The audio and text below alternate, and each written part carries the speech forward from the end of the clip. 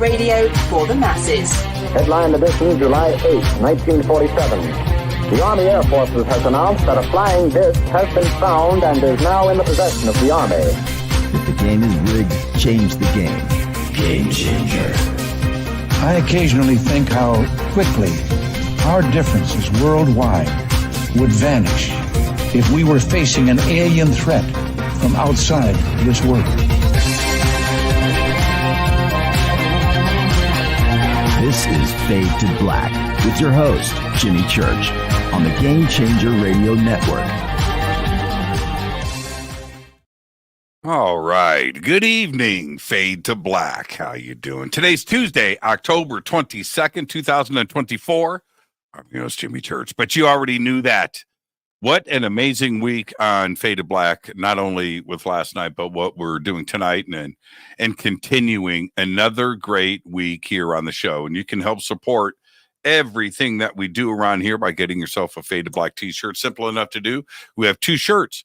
That's right. Two different shirts and two different ways to get them, right? You can order a shirt. You can order two shirts, one of each. The links for that are below. You can get a Game Changer membership. That includes a t-shirt. And you can pick your t-shirt. Everything is autographed. Everything includes shipping. Two links below. Help support everything around here. Last night, Robert Bauer was on the show. And if you were here for that conversation, we ended up going 30 minutes into overtime. I didn't want it to end. It was just an amazing conversation. When two people connect like that, and the conversation gets flowing, I don't want it to stop. And it didn't. It was an amazing show. And if you didn't catch it, go and check it out in our archives or on, Spotify or wherever you go for our podcast or our membership area, of course, too, as well, where it sits commercial free and on YouTube as well. Tonight, Michael Schratt returns. We're doing Crash Retrievals Part 2 tonight. Last week, we got about halfway through his presentation, and I thought to myself, this is too good. It's too good. So I canceled somebody tonight to get Michael in on. I just wanted it to be fresh, and I wanted to just continue where we left off. So that was on Thursday. He is back tonight. On Tuesday. Tomorrow night, JK Ultra, Wednesday. Tomorrow night, JK Ultra is here. UFOs, AI, and the soul. Yes, all of that and much more tomorrow night with JK Ultra. And then Thursday night, David Palmer, the Leo King returns. He's one of the best astrologers in the world, and he's not only a close friend of mine and somebody that I trust and spend to my house, and we've been on each other's show, all of that stuff, and I just enjoy his friendship. But his knowledge in astrology and history and what goes on in our universe, it's just astounding what he knows. And I have sat in my backyard with David. I went to Area 51 with David and with a bunch of friends. And he's just pointing up at the stars and telling everybody what is going on.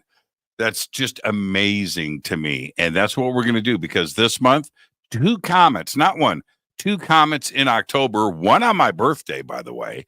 What does that mean for the planet? And I'm very interested on his take. Not only that, but we've got a second moon right now. So does that come into play? We're going to be doing all of that Thursday night. I've got 4 events coming up. I'm going to Peru and Bolivia in a couple of weeks with Brian Forrester.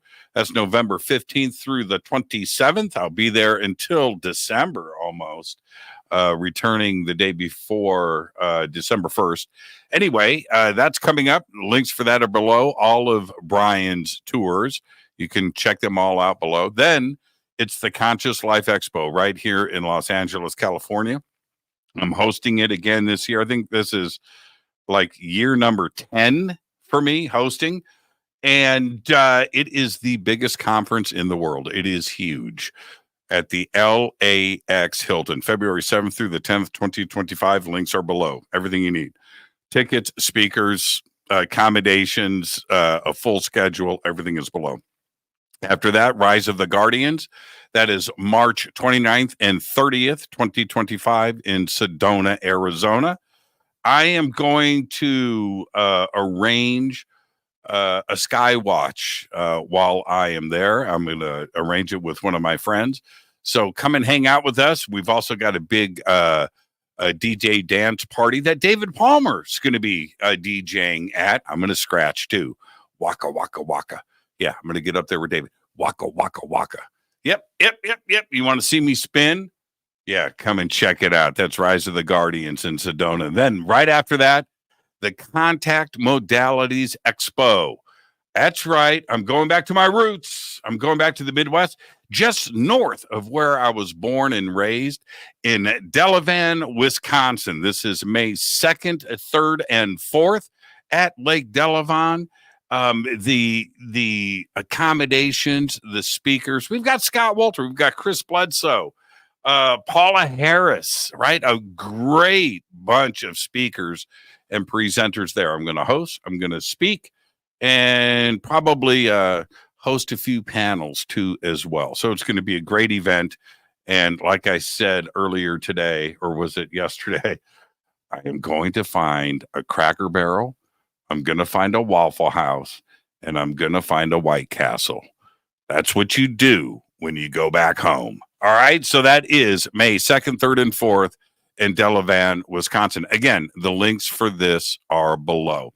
All right, tonight, Michael Schratt, he's returning. We are going to be talking about UFO crash retrievals, and not only those cases, but reverse engineering and close encounters of the first kind, second kind, third kind, fourth kind.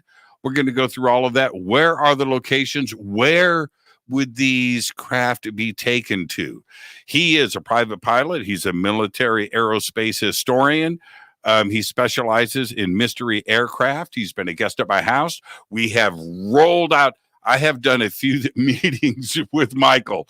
I've gone through his binders. I've gone through tubes of aircraft illustrations and just sitting and talking with him. He knows his stuff. All right. So we're going to be doing all of that and much more tonight. And if you want to reach out to Mike, his link on Facebook is below. So with that, I would like to welcome back to Fade to Black for part 2, Michael Schratt. He's right there. How you doing, brother? Hi, Jimmy. How you doing? I'm doing fantastic, man. Good, and thank you for making time to do part 2. We left so much on the table last week. No problem. Yeah, no problem. Now, let me do a slight recap, but I also want to ask you a couple of questions that I didn't really get in last week. And the first thing is this, and it's on everybody's mind. Yeah. In your research, have you come to the conclusion that the United States is in possession of craft, not of this earth, not of this world, and are reverse engineering them? The Stringfield cases bear that out, Jimmy. So the answer is yes. So, okay. That was too easy. So, okay. So yes, right. That was too easy. But there's a part 2 to this.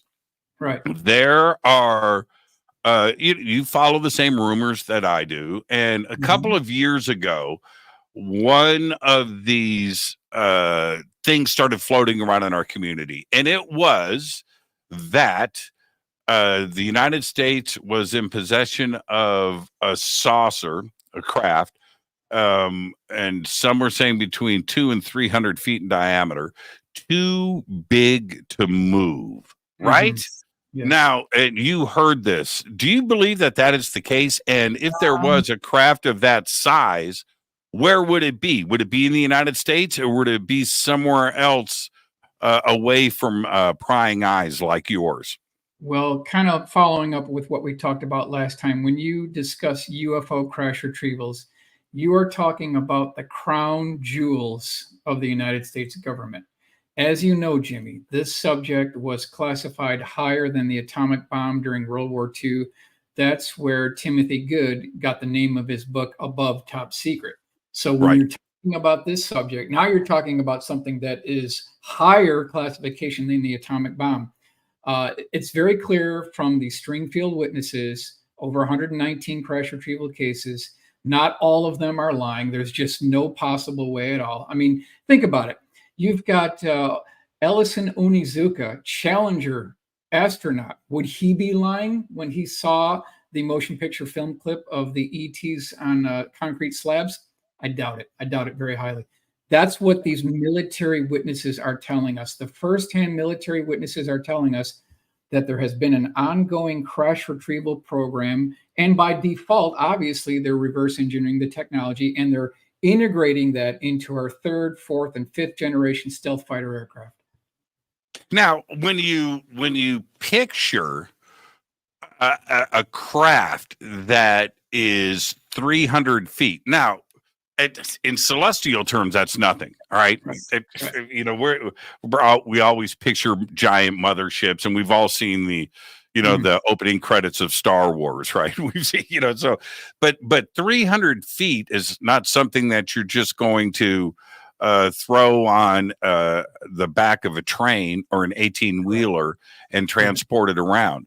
That if a craft like that is in our possession, wouldn't you assume that it was flown in and maybe given to us?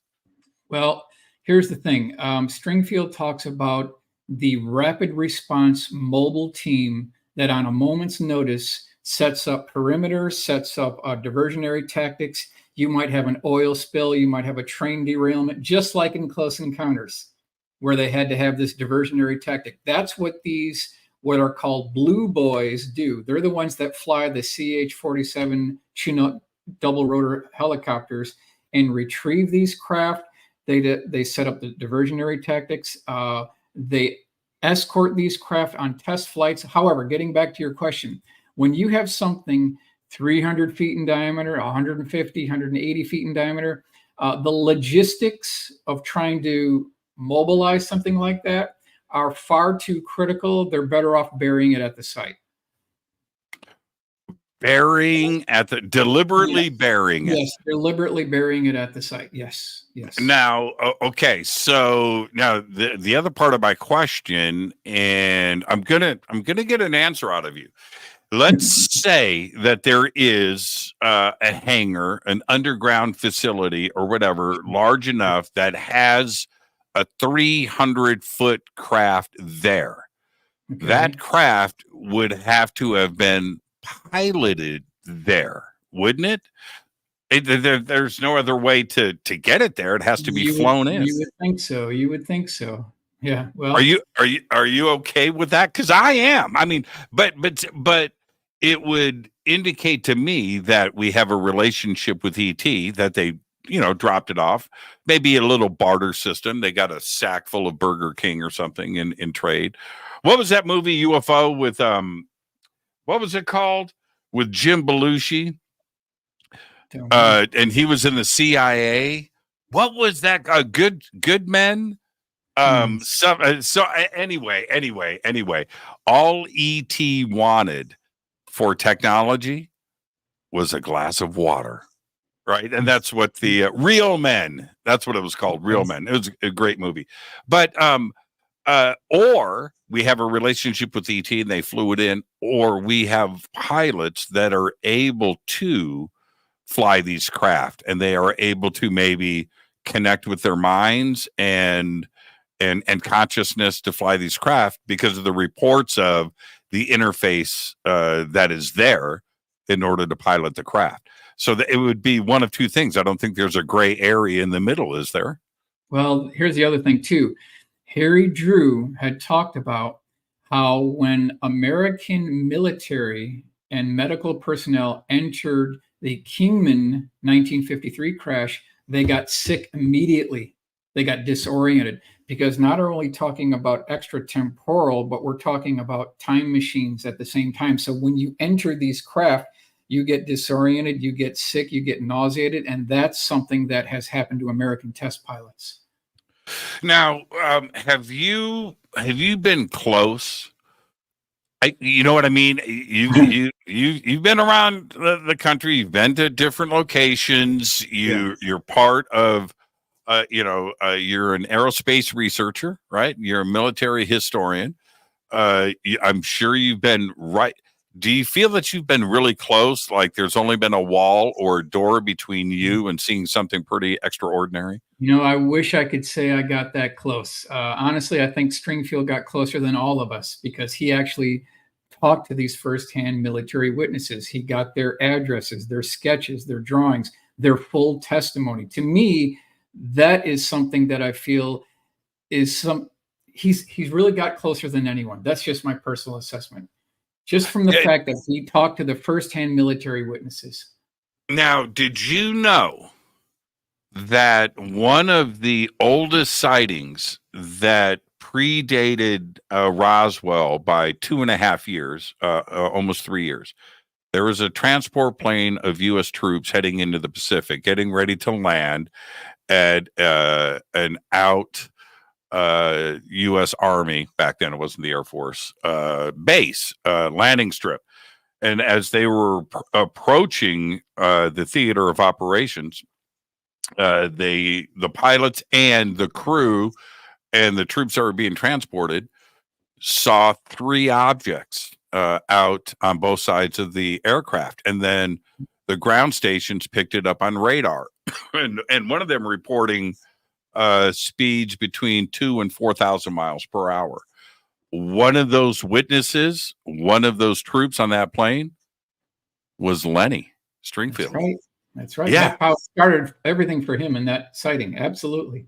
And isn't that it's an amazing case.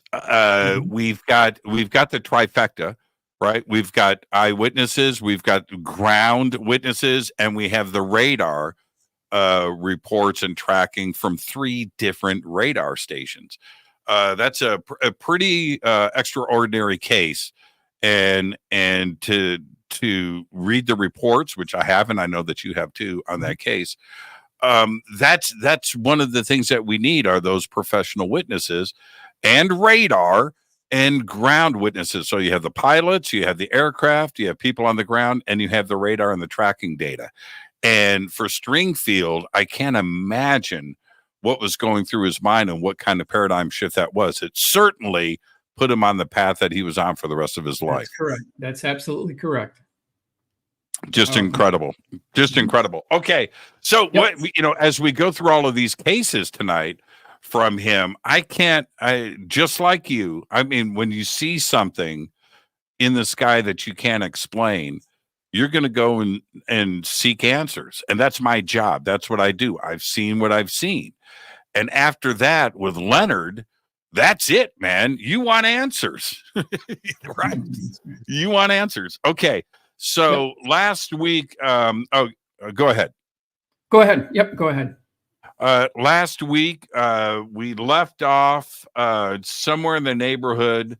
I'm just going to say it, the year 1963, which was, by the way, that was the year I was born. Ah. Yeah. I turned 61 last week, man. Can you believe it? Happy birthday. 61 years old. Okay. So we left off in 1963, and on this case that we discussed it last week about a UFO that was guarded, a craft that was guarded for 2 weeks. So we got about halfway through that case, but tonight we're going to back up and start at the beginning of that case and then roll through, right? That's exactly correct. You got it. Okay. All right. So this is part 2 to our retrievals of the third kind, cosmic crashes, corpses, and cover-ups.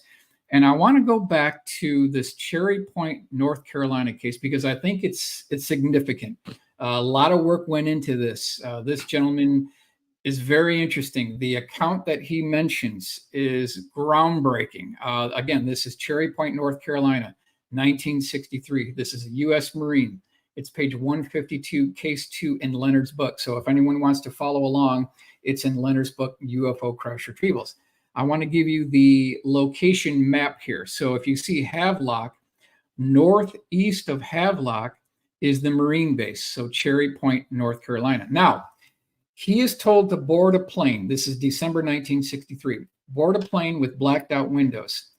He boards this plane. They fly about 3 hours from Cherry Point, North Carolina to a location that he was not told about. He comes up to what appears to be, it's either a large building or a hangar. Hangar bay doors open up, and when he looks inside, this is what he sees. Now, this is a 40-foot diameter dish-shaped craft. It's 15 feet tall. It's got this highly polished mirror reflective exterior.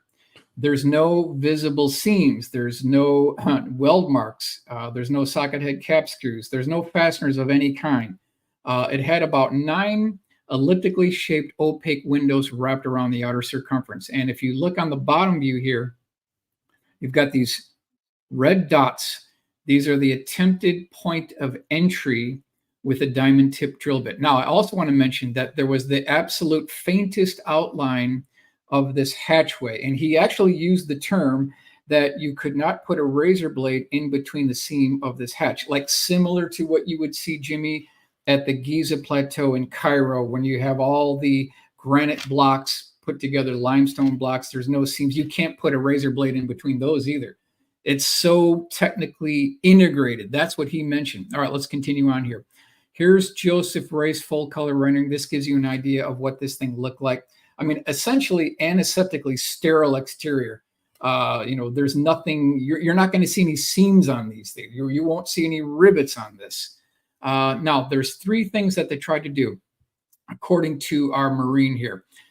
They were trying to breach the hull of the craft on the window part, on the seam part, and on the exterior skin of the craft itself.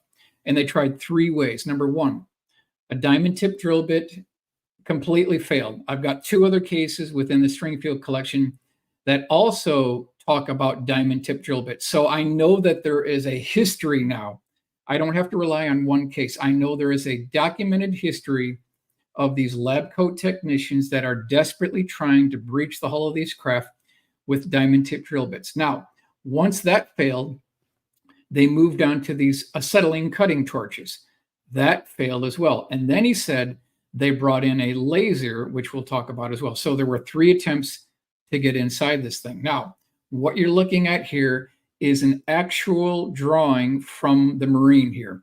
And this is a little bit on the rough side, but I kind of just want to go through this here. So if you look on the upper right and upper left-hand corner, you see that the entire interior section of this whole hangar facility was excruciatingly well lit. We've heard about that multiple times. Now, you also see the scaffolding erected around this craft, which allowed these lab coat technicians to walk directly below this thing. So now they had a catwalk that you could walk all the way around the outer circumference. Now, below the craft, you'll see these dark marks.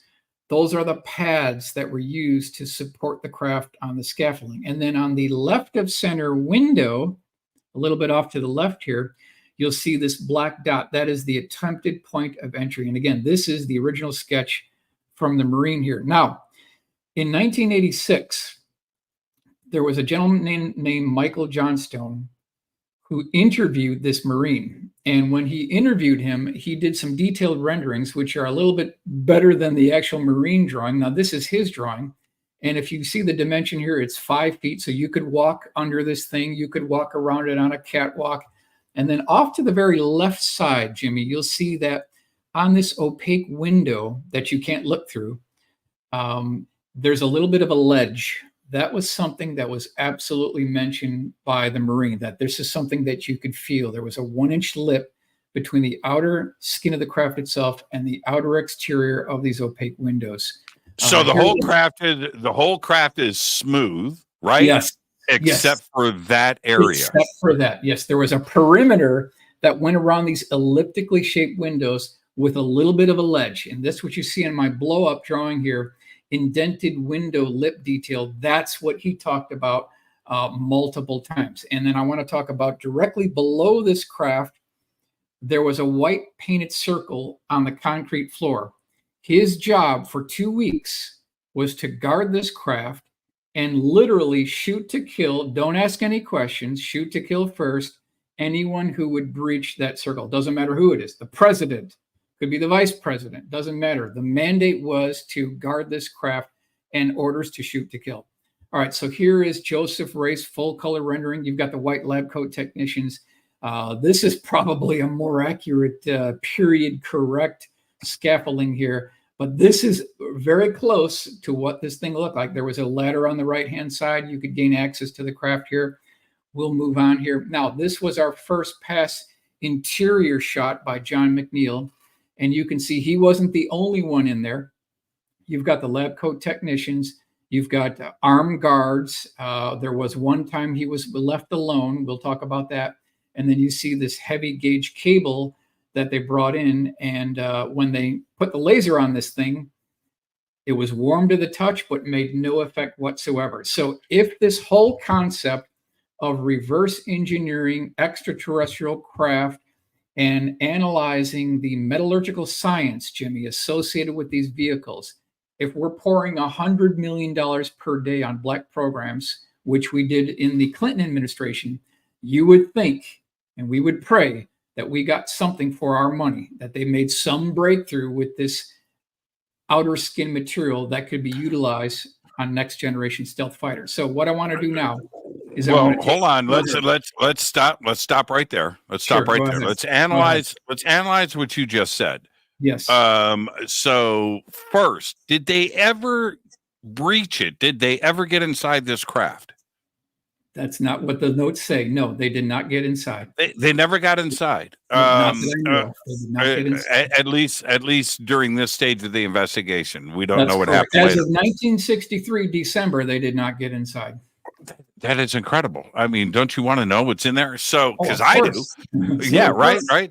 Now, the other part of that, in response to what you just said, right. When you look at aircraft today, yes, B-2, right, B-1, 117, 2235, Sure. pick the aircraft. Do you think that any of the skin technologies involved, even with the B-1, the Lancer, right? The SR-71, right? That had some special skin treatment, and it was stealth. I like where you're going. Yeah. Do you think that there is technology that came from somewhere else for the skin and surface treating of modern aircraft? And which aircraft would you pick? Well, if you talk about the SR-71 and the A-12, that was a titanium airframe, and we set up a front company. We actually got our titanium from the Soviet Union, and so they didn't even know that they were supplying us with the raw materials for an aircraft that could spy on them. So I thought that was interesting. Regarding the F-117, it's got those iron ferrite balls, the radar absorbent materials. That's what caused all the interesting things happening at the burn pits at Area 51. We're not going to go into that, but two-part answer. Number one, we've got good old-fashioned American ingenuity. We don't need alien or ET technology for a lot of our aircraft. You've got flickering skins, you've got smart skins, you've got electrochromic panels where they take an image of above the craft and they can electrically transfer it to the bottom of the craft, allowing it to blend in with the background. This is good old-fashioned American engineering. We don't need ET for that. What we're focusing in on here is this memory metal. We're talking about things that you could crumple up. It could not be damaged with a 16-pound sledgehammer. It had biomorphic aircraft design. It could move in flight. Those are the things we want to look at. So it's really a two-part answer. So what aircraft would we have incorporated the memory metal into? Very good question. I can't answer that, Jimmy. I can't answer that. I can. Okay. All right. But I remember you and I in my living room having this very discussion, right? We were talking about this. Mm-hmm. And I brought up, I think, because I've seen it take off and I've seen it land multiple times. I'm talking about the B-2, and including, I can't officially say on the air anything about the B-21, but let's just it's a known fact. It's being built down the street, the runway test, and then it went up to Edwards for flight test right now. But that's as far as I'm going to go with that. But it's too slow. Yes. I think that there is some EM anti-gravitic action on the flight control surfaces and on the wings and on the body. There's something else assisting that. The engines don't even make any noise. It's really strange to me how that thing manages to do what it does, and takeoff and landing. And then, of course, the stealth capabilities of it. But I think there's some anti-gravitic lift technology in the B-2. Okay, let me ask you a question, Jimmy. When you're heading 14 north, past Air Force Plant 42, and heading past Palmdale, getting up to Edwards Complex on the right-hand side, there's a big billboard by Northrop Grumman, and it talks about the B-21, and I'm sure you've seen this billboard. It says, it's invisible. It's visible until it isn't. What do you think that means? It's visible until it isn't. Right. Yes.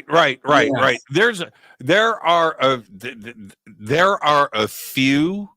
I've taken pictures of them. I've posted some of them. There are many alien-inspired aerospace billboards around here, and you just look at it, they're making fun of it, right? They're cracking jokes about them, just like hidden in plain sight, right? Well, I think what they're trying to say is now they have daytime stealth. They don't need to use what they had in the F-117, where when we struck Baghdad, it was a nighttime mission. Now they can do the same type mission in the daytime. That's what they're talking about there. No, for sure. But I'm saying that there are alien ET inspired billboards around here. It's like, you want to come work for us, and they got a little gray alien there. It's just like, what? It's really, really, really funny. But anyway, I think that the B-2 has got some anti-gravity technology on it. I feel that the engines are like in idle when it takes off, and it just lifts, man. It's crazy to see that. So that's my take. I think that that technology certainly is moved into the aerospace industry for sure, but it goes into other technology centers as well. It's not just something for space. We could use it for just about anything, and we have. You only need the idea. Right? You look at a printed circuit board coming out of something in 1940, and you don't know what it does, but an engineer, a double E, is going to look at that and go, and he's inspired, or she's inspired. That's where it comes from. You just present something like that, a flat screen, an LCD, an LED, some kind of monitor, and then it clicks. Okay. So let's go build this ourselves. You're only presented with the idea for inspiration. Yep, it sounds correct. I think what you were referring to is the flame jet generator allegedly used on the B-2, right? Where they're electrically charging the leading edge of the wing to reduce their radar cross signature, and then negatively charging the exhaust gases to reduce the infrared signature. And what you end up doing is you set up this gravity wave where there's a well in front of the aircraft and a hill in back of it, and you're constantly going into this wave. And so that's something that's always been rumored. It wasn't proven, but it was always rumored. I know. Right. And that idea, which has been out there for a while, that says to me, if that is what makes it into the public domain, then there's something far more sophisticated that is in play here. But that's my take, and I'm just telling you from what I have seen when I watch it do its thing. I don't want to say any more. I don't want to get in trouble. There's a Northrop document dating back to 1964 talking about plasma, talking about massaging air molecules out of the shock wave of the leading edge of the aircraft to essentially eliminate the sonic boom signature. Jimmy, we absolutely have that technology. At least since 1964, we've got aircraft that can fly that make no sonic boom whatsoever. That's a done deal. Yeah, what's the new one? That Lockheed. Man, I'm going to get myself in trouble. Michael. They have a new platform. I'm going to say this in a stealth manner, no pun intended.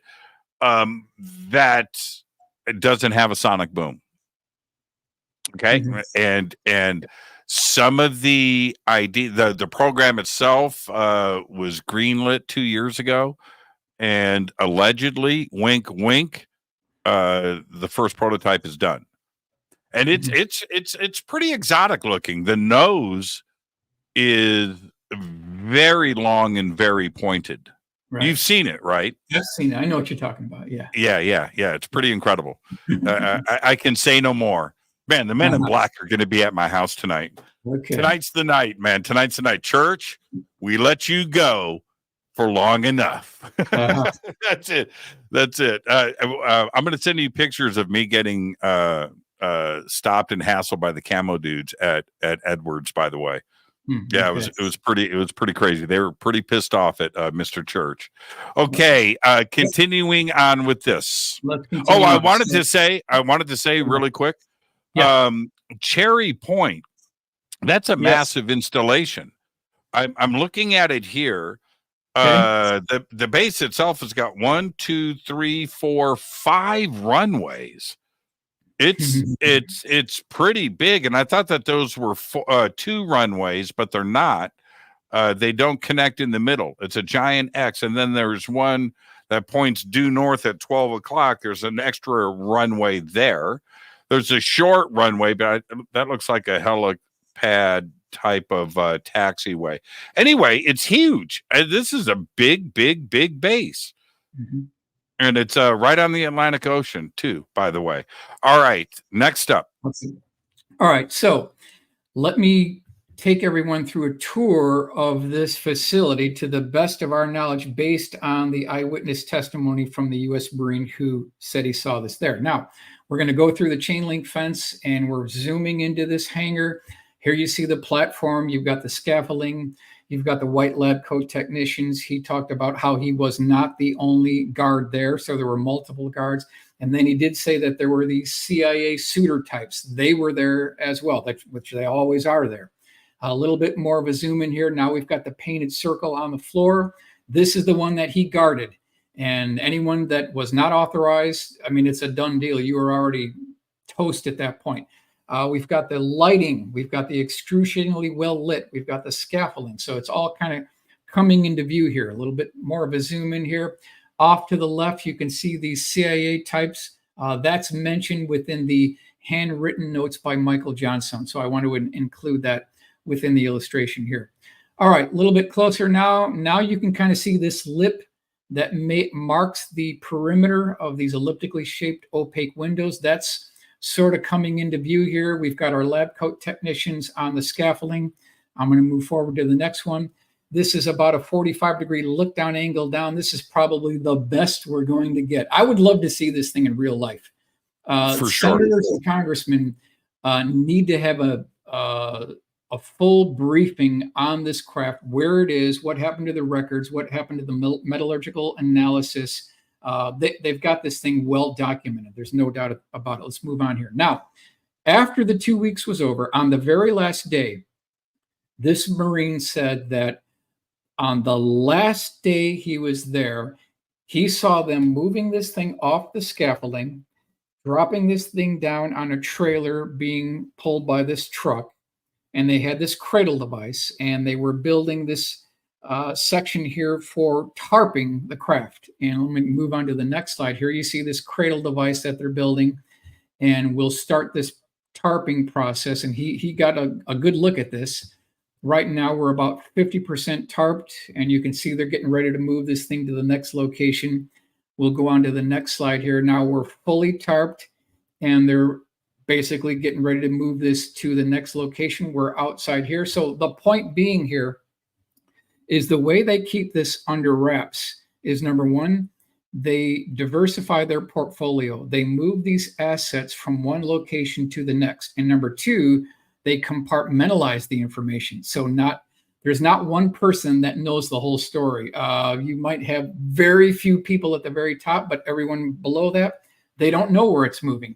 They haven't been totally cleared. So they're not going to know what the next step is. And that's one of the ways that they've been successful in keeping this under wraps for so many decades. The other thing, too, is to consider is that this whole concept, UFO crash retrievals, the fact that they've recovered alien bodies and they've been stored in locations around the country, it sounds so crazy. It's so bizarre. It's so outlandish that it has its own automatic self-protection system built into it, Jimmy, because it's so crazy.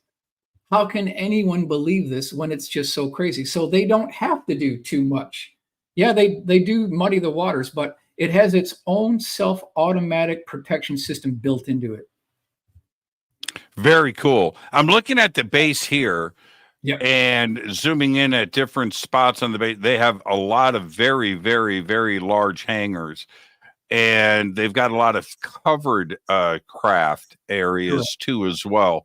It's a big base, and they have plenty of facilities that are like this right here, this type of hangar, to support this story. Mm-hmm. And I'm looking at two specific ones here. It's called Hangar 252. That's looking pretty good to me. Let's keep in mind that he left Cherry Point on a plane and flew 3 hours from Cherry Point. So he didn't see this at Cherry Point. This is at another location. Just make sure that's right. That's right. Yep. Okay. So we'll move on here. Here's Rudy's drawing. I want to give credit to Rudy, who did a lot of this original sketch artwork just to give an idea of what this may have looked like. Now, back to this laser thing. Once they failed with the diamond tip drill bits and they gave up with the acetylene torches, he said that there were two large van-like vehicles that had these absolutely massive electrical generators on there. And then he said that they brought in these heavy gauge cables, dragged them into the hangar.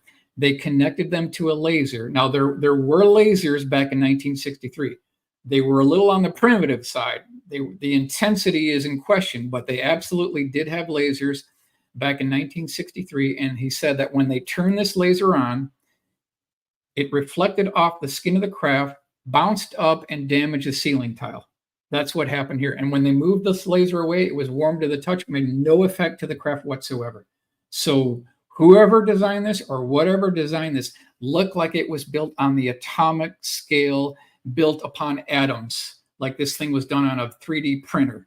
Really no seams. There were no visible rivets, like it was one piece composite built up on a 3D printer. That's the appearance that these craft make. Now, here's your ceiling tile being damaged, according to this Marine here. This is something that he talked about within the handwritten notes that I got from Michael Johnstone. Here's his original sketch that shows you this incident here. So you've got the scaffolding, you've got the craft, you've got the reflection, and then X marks the spot where this thing damaged the top of the ceiling panel. Now, he also mentioned that these lab coat technicians, they all had color-coded badges. That pops up a number of times, Jimmy, in these retrieval operations. So if you had a green badge, you could go here in the facility. If you had a yellow badge, you could go here in the facility. If you had a red badge, you had complete access to the entire facility. So this whole concept of color-coded badging system is absolutely concurrent and tracks the boxes with other cases that we've heard of before. It's absolutely checking the boxes. No doubt about it. Okay. Yeah. Continuing. So red, all access. Okay. Gotcha. Red, all access. Yep. Okay. Now, near the end of his guarding duties, he said that he was left alone with the craft because his job was to frisk people as they walked in. There was one day that he was left alone with this craft. Nobody, Jimmy, frisked him.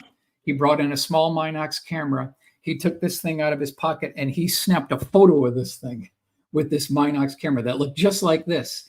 However, and here's what he said. He said, quote, "Someday I will tell this story, and by God, people are going to believe me." That photo, Jimmy, was lost in a flood back in 1983. So we were literally this close of getting a photograph of this craft in this facility. This close. But it's gone now. So as you know, this evidence is always 2 steps ahead of us. We get so close and then it just gets torn out from below us. So I said, okay, let's work with Joseph Wraith and let's see if we can get a replica of what this Minox camera photograph may look like. Now, it would be out of color, it would be gray tone, a little bit brown, it would be out of focus, blurry. This is the best we could come up with, Jimmy. Something that looked like this may have existed at one time from this U.S. Marine. Now, where it is now, probably gone forever. But this was taken according to this U.S. Marine, something like this. This is the kind of evidence that we would need from a firsthand military witness that could have reliable testimony and at least some type of photographic analysis or evidence to present in congressional hearings. Now, let's say that this is the case, and I do believe that it is. Yeah. And then Congress and the Senate, the full House, right? I just said it, the full House, decides they want to go to a location and open up the doors. Is that possible? Would a representative of Congress or a senator or 2 senators from a state, would they be allowed access to this if they asked for it? They've never asked for it before. No. They've never had a reason to. Now we're going through hearings and this evidence is being presented. Is it possible to have Congress and the Senate go out and have access? Well, see, here's the problem we're running into, Jimmy. There's a couple of ways to answer this. Number one, when you talk about the UFO crash retrievals, now you're talking about the crown jewels. And as we talked about before, they will stop at nothing to keep this under wraps because the government has a long arm and they're going to use that. All right, number one, a lot of the senators and congressmen, they don't have the appropriate security clearance. So how can they get access to this if they don't have the proper clearance? Number two, they have not been read into these programs. That's the number 2 thing. And number 3 is a lot of this reverse engineering technology and work was done by private defense contractors within the aerospace community. So what that means is by default, what it means is that this information is no longer classified. It's been moved over to proprietary. And that takes FOIAs out of the loop. And that's what we're running up against. I do not think that senators and congressmen can get access to the material, Jimmy. But it's Congress that's writing the checks. And these are the lawmakers. They have access to our nuclear programs and development of weapon systems, troop movements, geopolitical situations, crossing boundaries all around the world. Right. And I would think that if they want to do something, they can do it. That's my point. To have somebody tell them they don't have the security clearance, they've got all the clearance. If they ask for it, they should be able to do it.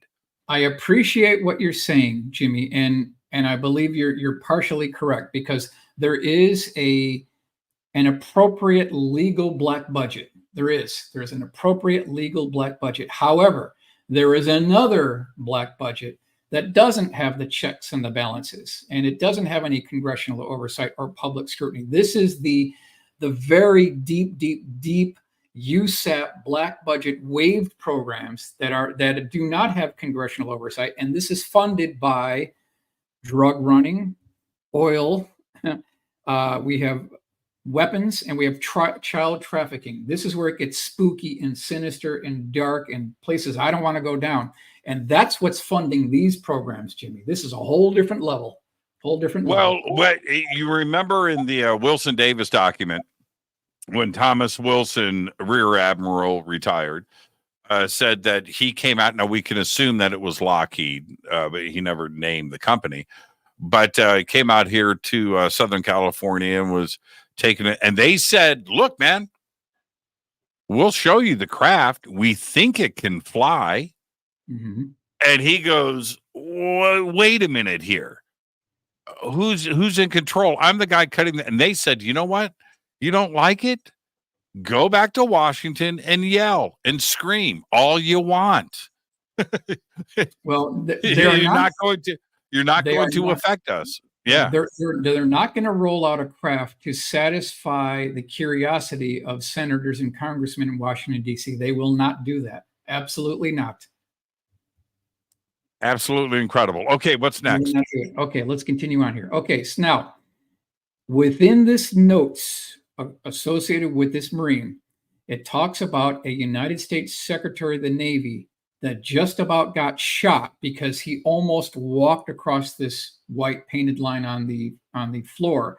And I tracked down the date. So November 29th, 1963 to June 30th, 1967. That tracks with December 1963, where the Marine was there. It has to be this gentleman, Paul Nitz. He must be the guy that nearly got killed.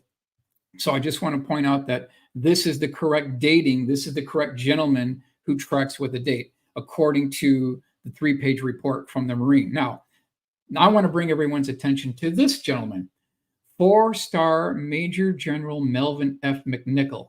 Now, why is he important? He's Base Commander, Tinker Air Force Base, Oklahoma. And I'm going to go to the next slide. Here is his obituary. Daily Oklahoman, July 11th, 1986. It says, ex-Tinker Commander Melvin McNichol dies. So just pointing out that, yes, he is a real person. He was Space Commander, Tinker Air Force Base. This is his obituary. He happens to be good friends, Jimmy, with Charlotte Mann. And she is involved in the 1941 Cape Girardeau crash retrieval operation. She saw the photograph.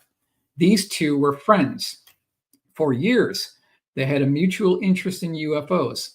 So Charlotte Mann, she turns to the general and says, "General, we've been friends for a long time. We have this mutual interest in UFOs, and you really haven't told me anything. Are we still friends?" So this general turns to Charlotte and says, "Charlotte, don't you ever repeat what I'm about to tell you, because if you do, not only will I deny it, it could end my career." And he tells her the following things, Jimmy. Number one, he saw a UFO which was located in the West. Number two, he walked around a UFO on a catwalk, which was propped up by scaffolding.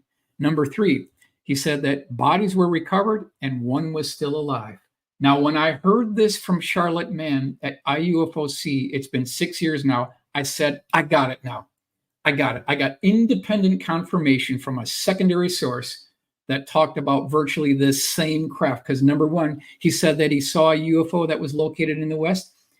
That, Jimmy, tracks with our Marine, because he was in Cherry Point, North Carolina. He boarded a plane, flew 3 hours. That puts you within the West. So that checks out.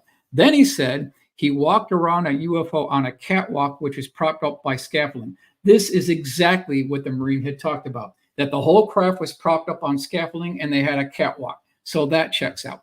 Then this general told Charlotte that bodies were recovered and one was alive. Within the 3-page report from the Marine, he said that he overheard, quote unquote, water cooler talk from the lab coat technicians talking about bodies being recovered and one was still alive. Now, it may not be necessarily associated with this one, but he did hear about bodies being recovered. So when you put all this together, I am certain that the general didn't know our Marine. So now I have independent confirmation. And when I heard that from Charlotte, I said, I got it now. I got it. So 3 hours, right? Yes. 3 hours. We have airspeed, we have tailwinds, we have all kinds of things that can come into play. But yes. I'm sure that you've taken your compass out and drawn an arch, right? Well, it's there. It's there, but it's barely there. It's barely there. So what base do you think it was at? Well, difficult to say. I mean, Edwards North Base comes to mind. So that would be my best candidate, you know. You That'd be my know, best candidate. it's always Edwards. It's always Yes. Edwards. When you drive out there, okay, the opposite of Area 51 in that you can see the base, right? You can see it. It's a few miles away, but there are a couple of roads there and you got a clear look. But surrounding it is the dry lake bed, right? Where Chuck Yeager, Yes. the X1 and Hallowed plenty. ground. Hallowed ground. Yeah. Oh, completely. And it's amazing to see. But it is a research, testing, and teaching facility. Yes. This isn't an air wing of bombers or fighter aircraft. No, Edwards Air Force Base. It is a huge testing and training ground. It is ginormous. People don't understand how big it is. I've driven through it, around it, on all sides, and it's huge. And so, yeah, I could totally. And then you have the other stories behind Edwards, the Eisenhower connection, Right. and how many, some of the oldest amazing UFO sighting, flying saucer cases happened with a ground crew at Edwards. This stuff is part of the public record, and they were seeing it way before Roswell. Gordon Cooper, 1957. They got it on motion picture film reel. Shot it on camera. Yes, correct. Yeah. That's right. Okay. This is incredible. So she saw the photographs that were taken by the journalist, the reporter at Cape Girardeau. Yes, that now we only have drawings of it because people saw it, and then the photographs disappeared. That's correct. A preacher was brought out, right, to give the alien crew their last rites, right? And they were buried, and photographs were taken of that craft. They definitely have this documented. That's one of those early cases prior to Roswell. Absolutely. So let's continue on here. Now, primary witness was J.K. We have his name. He served as an NCO in missile intelligence at Wright-Patterson Air Force Base in the mid-1960s. Now, Jimmy, he claims to have seen 9 ET bodies under glass at an underground facility at Wright-Patterson Air Force Base. The source for this, where I got the information, is the Leonard Stringfield Dictation Notes Collection. That's where I got the information. Now, this is the important note. This witness also claimed to have been present at Wright-Patterson Air Force Base when Senator Barry Goldwater visited and was denied access to seeing UFO evidence. So we want to drill down on that. So after asking General LeMay if he could get access to the Blue Room at Wright-Patterson Air Force Base where UFO craft and hardware and bodies are stored, this is what Curtis LeMay told Barry Goldwater. He said, "Damn it, Barry, don't you ever ask me that question again, because if you do, I'll have you court-martialed because I can't even get in there." So now we're talking about a facility at Wright-Patterson Air Force Base that bombed them back to the Stone Age. Cigar-chomping General Curtis LeMay couldn't even get access to. Yeah, it's pretty amazing. It's pretty amazing. The stories about the Blue Room are... before I say legendary, they're not legend. And when they are, legend is different than legendary, number one. Number two, where there's smoke, there's fire. I think the Blue Room exists. Yeah. Oh, yeah. Okay. So let's continue on here. What evidence do we have of this? Well, here's the letter to Leonard Stringfield from Barry Goldwater, December 3rd, 1974. I'm going to just go down here. This is Barry Goldwater talking. He says, quote, "I made an effort to get in the room at Wright-Patterson Field where the information was stored, and I was denied this request." And there's multiple other letters that he's written to other people talking about the exact same thing. He tried to get in. He was denied access. So here we've got one piece of evidence here. The New Yorker magazine, April 25th, 1988, page 43, talks about Barry Goldwater's basically lifelong interest in this subject and his details of trying to get access to the Blue Room at Wright-Patterson Air Force Base. That's talked about in the article. Now, MUFON Journal, this is November 1994. You probably remember this, Jimmy. Larry King Live at Area 51. Big event. Big event. Yep. Within this 2-hour great special they did.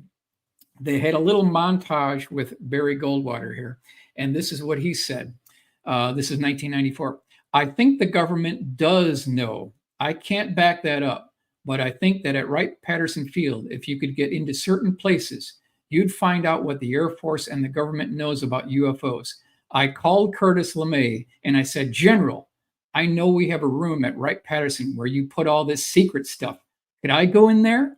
I've never heard him get mad, but he got madder than hell at me, cussed me out, and said, don't ever ask me that question again. So direct quote.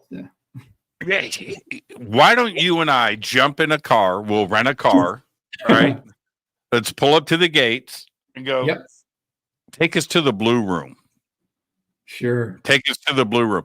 I asked some people from Edwards, some Air Force personnel. Okay. I said, hey, can I get on the base? No. I said, I just want to go and shoot some photographs of that B-58 Hustler. No. Oh. I said, is there somebody I can talk to? No. There's got to be a way to just get escorted. No. You know, well, now I've got video. Oh God, I should have said that. Okay. They have an air show every year, and it's free. Yes.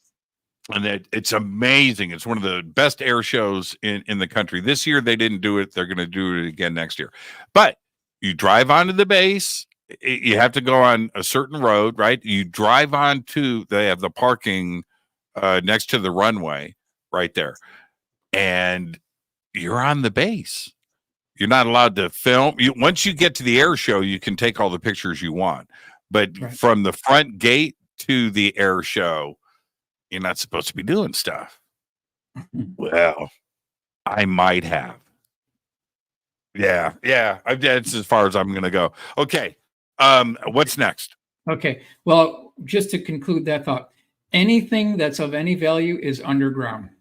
That's the ruling. That is the ruling. So I would agree with that. I would agree with that. You and I were talking about that last week. So what would this blue room look like and the 9 ET bodies at an underground facility? Something like this. Could be something like this. Now, this is according to the firsthand military witness that Leonard spoke to that said that he saw 9 ET bodies in glass formaldehyde preservation tanks. So something like this might be at Wright-Patterson Air Force Base at an underground facility. All right. So did he describe the aliens as tails? He just described seeing ET bodies. He didn't give any other description other than that they were in an underground facility. Who did the artistic license and added I did this. Okay. This. All right. Yes. All right. So you're privy to secretive. So you've seen them aliens. That's what you're saying. Right. Okay. I can't tell you everything. All right. So what is the ultimate goal of all of this? Well, obviously, to track down Leonard's remaining legacy witnesses and allow them to testify in open congressional hearings where the physical evidence in the form of recovered extraterrestrial craft, hardware, and bodies is revealed in multiple real-time broadcasts which are streamed live around the world. Jimmy, that is the goal here. This is what we're shooting for. We always hear about this upcoming congressional hearings. Well, let's get congressional hearings with not only a united coalition of whistleblowers coming together as one voice, but bring in the bodies, bring in the craft, bring in the hardware, get it streamed live all around the world. That's where we're going to get progress. Okay, let's take our break right here. Okay. Our guest tonight, Michael Schratt, is with us. We are doing Crash Retrievals Part 2. I am your host, Jimmy Church. This is Fade to Black. We'll be right back after this short break. Stay with us.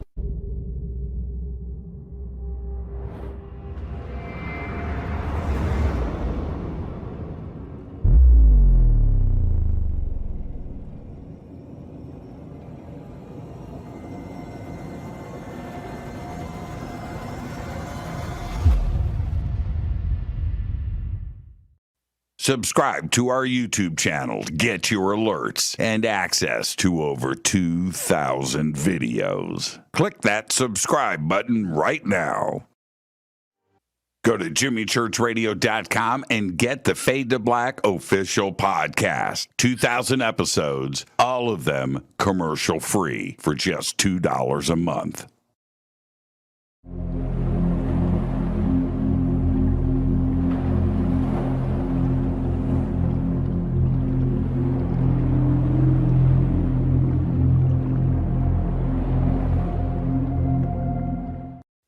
Watch Into the Vortex on Gaia TV. It's Fade to Black for the screen. Simple to do. Go to Gaia.com, search Jimmy Church, or click on the link below. Follow Fade to Black on Twitter at JChurchRadio. Get all of the show updates every single day. It's now called X, but who cares? How you doing? Jimmy Church here. Special announcement. Get your Fade to Black t-shirts. That's right. Help support the show. Help support everything that we do over here.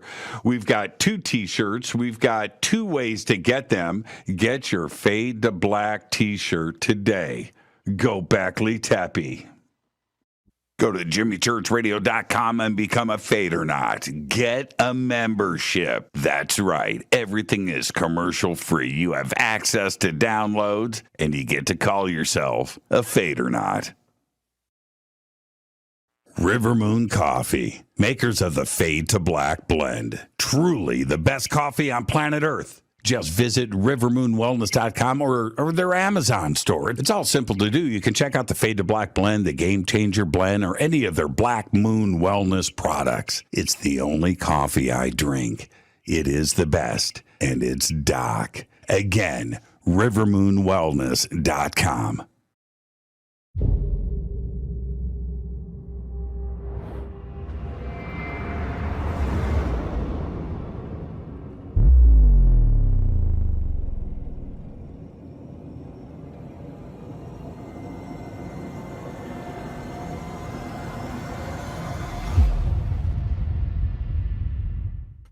All right. Welcome back. Fade to Black. I'm your host, Jimmy Church, tonight. Michael Schratt, part 2, UFO crash retrievals. I'm going to get straight back to it. Michael, we've got a lot to cover before the end of the show, and we're going to go all the way up to a very recent history here. So where are we at? Okay, so we are at Cherry Creek, Nevada, summer 1964. This is page 243 in Ryan's Wood book, Magic Eyes Only. So I want to give credit to Ryan Wood with his recently published book that has an additional 104 crash retrieval cases. Now, if you take a look at this picture here, Jimmy, you're going to notice that there's not a lot going on here in Cherry Creek, Nevada. There's not a lot of nightlife or dance clubs. There's no disco lights here. Not much going on here. Here is the map. Shows you what we're talking about. Population in 2012, 72. So okay. Not a lot going on here. What the point is here is that we have a case within the Ryan Wood collection that talks about a crash retrieval. This has to do with the Eli Route Nevada Northern Railway Company.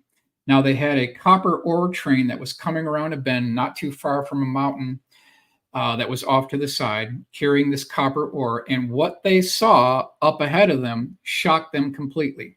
Here's what they saw. This is Rudy's drawing.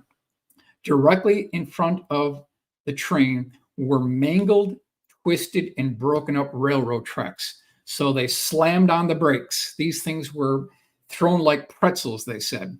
There were 3 female ranchers that were watching all this. When the train stopped, they skedaddled out of here. They just got out of here quickly. Now, I want to go over what this thing was here.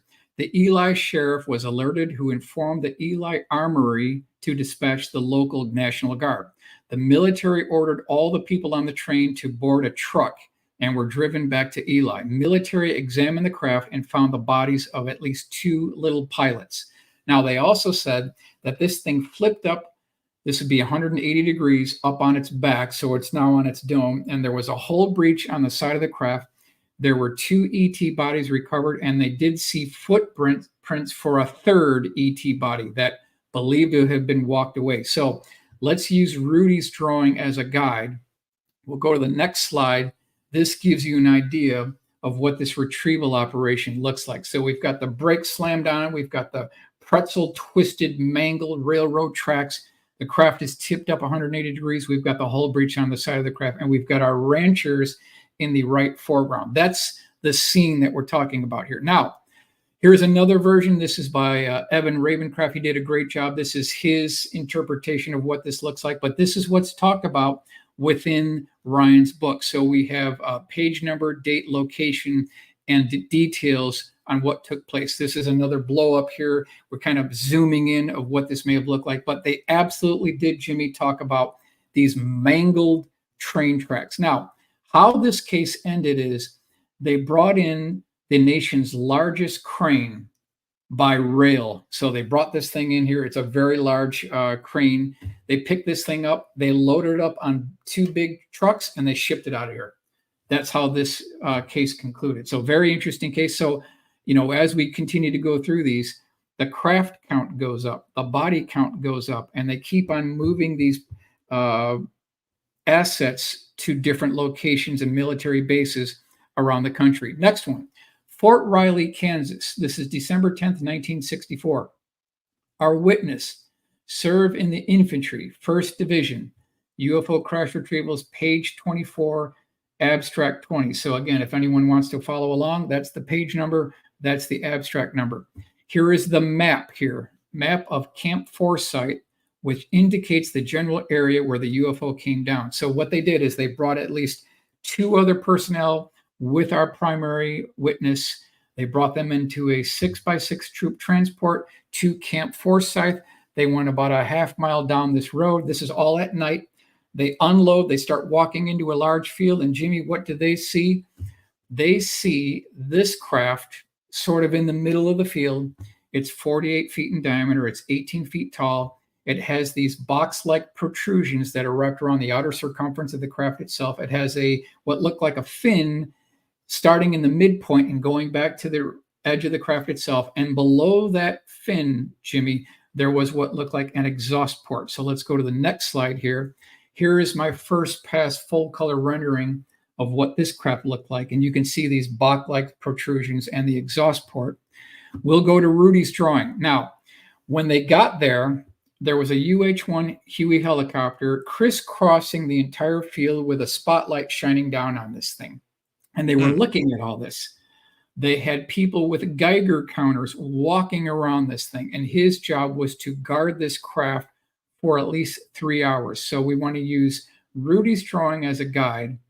And we'll take everyone to the full color rendering here. And this is our full color rendering by Joseph Wraith, just to make this case come alive here. We'll do one more slide on this one. We'll do a little bit of a blow up here. And this gives you an idea. We've got the UH-1 helicopter hovering above the scene. We've got the military personnel. We've got the guards. So we're checking the boxes. We're preserving the history. Now, however, there was a secondary source. So we don't have to rely on just our primary witness. There was a secondary source that saw a M123 tractor trailer, basically a tank transporter, that was used during the retrieval operation. He saw this thing coming up on a hill because there were some barricades that were stopping his progress on this road. And he said that he saw people in these biological hazmat suits. They were wearing gas masks. They were wearing what looked like almost clean room suits. He saw what appeared to be this craft that was covered by a tarp that was being pulled on this tractor trailer. So we had independent confirmation of what our primary witness claimed that he saw. Now, on this one, Jimmy, I have debated long and hard if I should include this one or not, because this is one of these bizarre, crazy, outlandish cases. It's actually hard to believe. However, it is a part of the Stringfield collection. It's in his book. This is page 93, case A11 in the book. Now, since it's in the book, I'm going to include it here. So let me set this up. You've got a couple that visits the Air Force Museum. Again, this is 1965. And they go over to the V2 rocket display. Now, if you go there today, Jimmy, you're going to be looking at the exact same display that this couple was looking at. So they're looking at this display, and all of a sudden, the husband takes off on the wife. He leaves his wife completely stranded looking at this German V-2 rocket display. What he does next is bizarre. He starts wandering the back halls of the Air Force Museum, and he punches through these double door off limit doors. And when he goes through these double doors, Jimmy, he is met with this. This is yes. No. I'm Okay, sorry to tell you. Okay, all right. But this is all part of the Stringfield collection. This is not anything I made up. He said So yes. E.T. Little Gray in a spacesuit. Yep. Somehow it had escaped its underground containment facility and was wandering the back halls of the Air Force Museum. Believe it or not. Now, he said that it was wearing what looked to be a shiny, wrinkled Mercury spacesuit that had a helmet on. He was about 3.5 to 4 feet tall. He had oversized head, oversized eyes, slit for a mouth, minute nose. He was pointing his index finger at the primary eyewitness. Now, Jimmy, within a matter of 10 seconds, all of the buzzers and all of the switches and all of the warning signs and lights and all the audio alarms went off inside the Air Force Museum. And so on the upper left, we've got the wife stranded at the V-2 rocket display. On the lower right, we've got the blow up that Rudy did of all of the personnel escorting the people outside the Air Force Museum. And this is what went down. This is according I have an open mind, Michael. I have an open mind. I do. Yep. I do. I've got fantastic stories that people want to call bullshit on, and I get that. This one, I like it. I want it. What do you think? Well, I gave you the page number. You're welcome to investigate it yourself. No, that's not what I said. The question, what do you think? Well, it's hard to prove it, right? It's hard to prove it. But, I wouldn't doubt it. There's absolutely underground facilities at Wright-Patterson. No doubt about it. Now, did this actually happen? Difficult to prove. But again, it's the combined narrative of all of these witnesses put together. That's where you get this foundation of whistleblowers coming together as a united coalition. Now, I thought, okay, let's see, Jimmy, if we can do even the barest full color rendering on this. Now, I'm not claiming that I'm an expert at, AI. All right, let's see it. Let me hit you with the full color rendering. This is what I came up with. Okay, Something where are the Reese's Pieces? Oh, yeah, right. I didn't include that. But just to give people an idea of what this may have looked like. So, That's good stuff. That's good stuff. It gives you an idea. All right, so let's move on to the next one here. Wright-Patterson Air Force Base, 1966. Our witness on this case is a civil service electrician. This is page 17 in Leonard's book, abstract number 13. Now, this gentleman had come home at night after working at Wright-Patterson Air Force Base. His son, Jimmy, was present when he got home. He was wearing a trench coat. He reached inside his trench coat and said, "Son, I get something I want to show you." So he reaches into his breast pocket. He pulls out a black and white glossy photograph, 8x10 portrait of a southwestern scene. Could have been Arizona, could have been New Mexico. We don't know. There were some mountains in the background. There was some cactus in the background. And what it depicted is an ET corpse held up on either side of its wrist by a lab coat technician and a military personnel in khakis. And he's showing his son all of this, completely freaking his son out. Now, here's where the story gets interesting. The next day, when he showed up at work, his supervisor noticed that the photograph was missing, and he was, Jimmy, fired on the spot, just like that. It did not end well for this witness, but he was fired on this. You're not supposed to take this stuff out of here. He snuck this thing out of here. So let's go to what I kind of put together as a little bit more of a 3D rendering here. Something like this was shown to his son, not too far from Wright-Patterson. He stole this, and he got in big trouble for it. He was fired on the spot the next morning. So these people don't play around. I mean, we're talking about the varsity team here. All right, let's continue on here. Next one, Southwest, July 3rd, 1967. Our witness is a Marine, private first class, back in 1967. So he is flown on a similar aircraft of our 1963 Marine witness. It's another one of these aircraft with blacked out windows. They land on an unapproved runway. There's a couple of what look like prefabricated hangars. There's a Quonset hangar, and his job was to guard the entry of what this was. This was a prefabricated hangar. He was there for about 3 days. This is page 88 in Leonard's book, Case A5. By day 3, Jimmy, curiosity got the best of this guy. He could no longer handle it anymore. He said, you know what? I have got to look in this hangar. I want to know what's in this thing. So he pulls open the flap. And if you look at Rudy's drawing, you can see our witness in the background. He's peering inside this hangar. What does he see, Jimmy? He sees a 30-foot diameter dish-shaped craft. It's on this hangar floor. In the foreground, he said that they had workbenches. They had white lab coat technicians. On the top of the workbenches were what looked like metallurgical analysis equipment. There were calipers, there were micrometers there.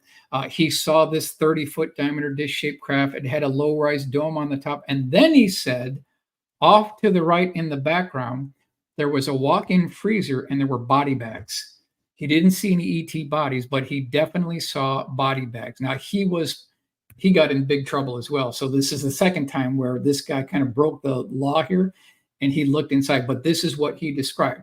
So we want to use Rudy's drawing as a guide. We'll go to the full color rendering, and this is what we came up with, what this gentleman had seen. It's just these craft keep popping up. The white lab coat technicians keep popping up. The body bags keep popping up. So you can see that there is a underlying common denominator that runs through a lot of these cases.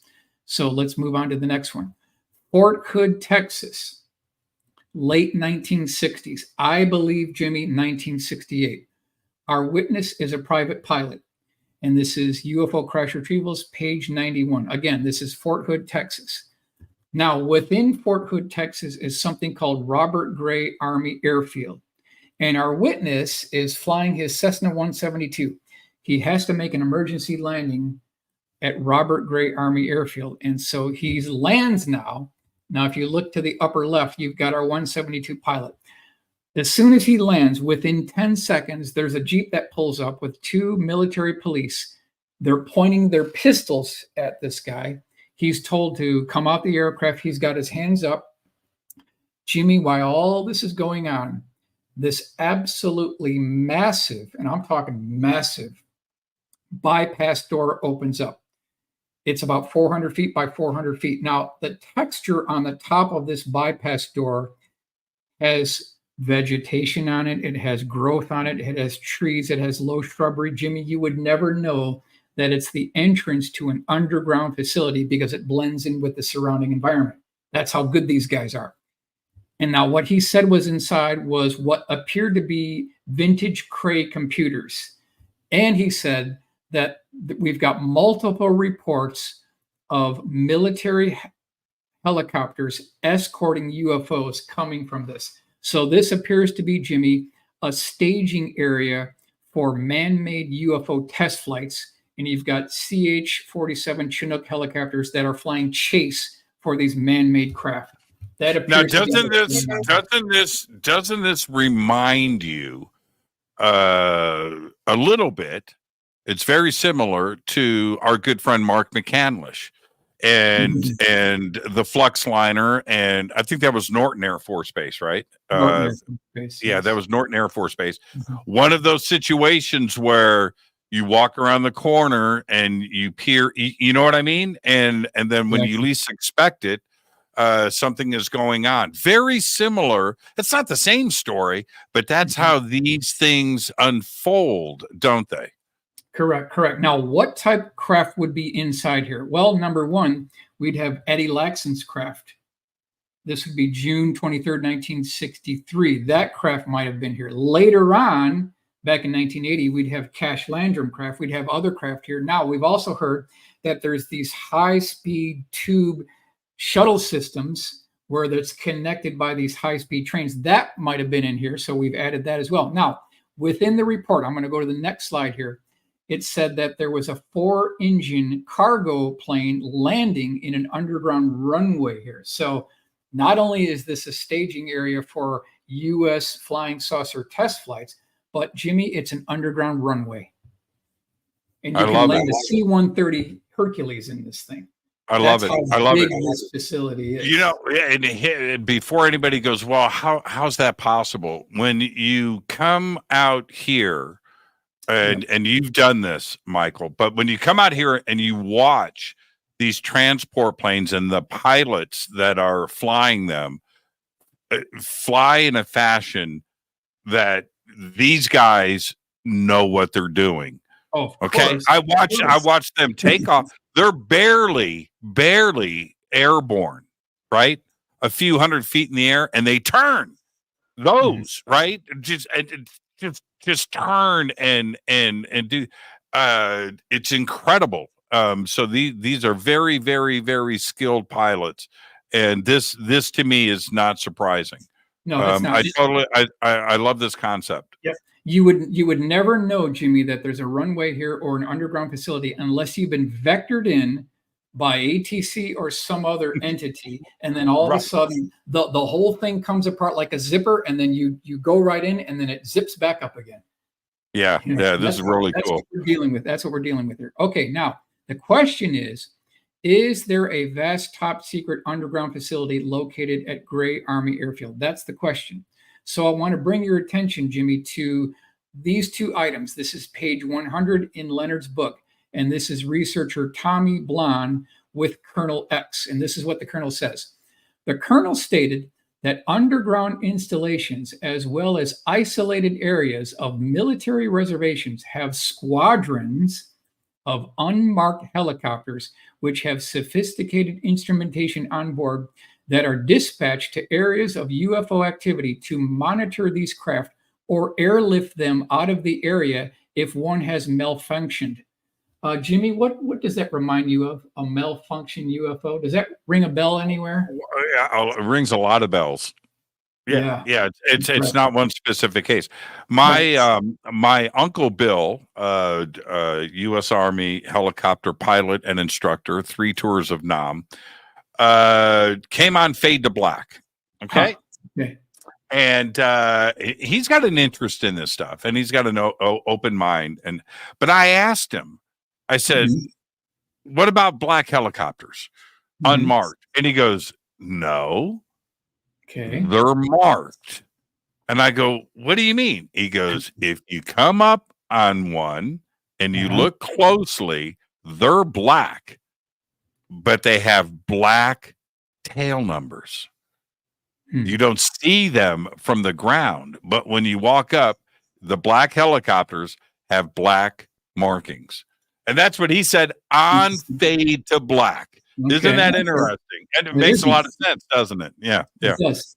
All right. Now, next one, page 92 in Leonard's book. This is, again, this colonel here with Tommy Blon. And this is what the colonel says, quote, the technology that is being applied in this underground complex would remind someone of a science fiction thriller. It is unbelievable what they know and can do from this area. Absolutely. There's no doubt about it. I mean, so what do you think he's referring to? He's referring to what I believe man-made craft that have the form, fit, and function of ET craft, but they're ours. They're built by human hands. That's what I think he's referring to. And going back to the ARV and McCandlish and all of his amazing work.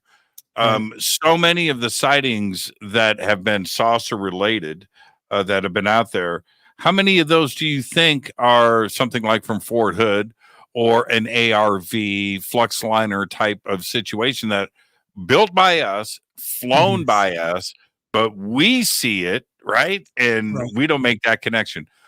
How many of sightings do you think are like that? Jimmy, I personally believe it's 95% of what people are reporting of extraterrestrial UFOs are, in point of fact, our own deep black programs. I believe it's 95%.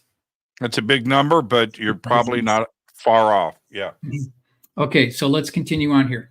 These are the type craft that are being seen coming out of this underground facility, this twin double rotor CH-47 Chinook helicopter. And that's interesting because that, Jimmy, takes us to Cash Landrum. This is December 29th, 1980, Hoffman, Texas. We've got Betty Cash, we've got Vicki Landrum, we've got Colby Landrum. They're coming home. It's about 9:10 p.m. at night. Colby is in the back seat. He saw a white light off to the upper right-hand corner. As this thing got closer, it lit up the entire area and made it almost daylight. So Betty Cash, she slams on the brakes. And again, this is December 29th, 1980, so it's a little bit cold out. She gets out of the vehicle. Now, when she slammed on the brakes, Vicki Landrum goes forward onto the dash pad, and her handprints and fingers are melted into the dash pad. I thought that was interesting. Later on, when all this case was over, the United States Air Force tried to buy Betty Cash's car. I thought that was interesting. Yes. I thought that was interesting. Yes. Now, so we've got Betty. She's now outside the vehicle. She opens up the driver's side door. She walks toward the hood of the vehicle. And Jimmy, she's looking at this craft about 150 feet away for at least 3 to 5 minutes. Now, she said that this thing was about 90 feet tall, looked like a water tower. It actually looks like two inverted double ice cream cones met at the wide mouth part. There was, according to John Schuessler, a series of porthole windows wrapped around the outer circumference. Now, this thing was making a loud roaring noise. It was making a beeping noise, which I believe is a proximity indicator. And there was a blue-colored flame coming out of the bottom of this thing. So every time this thing would come down near the pavement, this flame would come out of the bottom and this thing would bob up again. This whole cycle repeated multiple times. Now, after 5 minutes, Betty starts heading back toward the driver's side door. She reaches down to the handle and burns her hand. She has to use the leather flaps on her coat to open up the car door. She gets back inside, and Jimmy, it is boiling inside the car now. They had to turn the air conditioner on, which I thought was interesting. Now, as this thing passes away, all three primary eyewitnesses count no less than 23 double rotor Chinook CH-47 helicopters with spotlights chasing after this craft. In a nutshell, that's the case. Within a matter of minutes, all three witnesses suffer from the severe effects of radiation poisoning. This is number 3 case, all in ufology. Let's go to the next slide. This is Joel Payne's rendering. Here you've got Betty Cash outside the car. We've got the helicopters in place. Now we want to go to the next slide here, and we'll go to the map. So if you look at the car on the top, location of Betty's car, the dimension is 150 feet. She was very close to this thing. Now, when this thing was passing to the southwest, that's where it moved off. But the point I want to make here, and this was confirmed by John Schuessler, it's not talked about very much. When this case was over, the Army Corps of Engineers dug up the road and repaved it. That's right. 2 weeks later, Jimmy, they did it again. They dug up the road a second time and repaved it a second time. So to say that there was nothing to this is not consistent with the evidence. All right. Clarion Ledger, December 25th, 1983. What did 3 Texans encounter? So you've got Betty Cash, you've got Colby Landrum, you've got Vicki Landrum, you've got John Schuessler, who's the primary investigator at all this. Here's the location. This is the map of where all this went down. This is Florida today, December 4th, 1983. All right, we're going to move on to the next case. California City, summer 1971. Primary eyewitness, Debbie Clayton. This is page 233 in the book.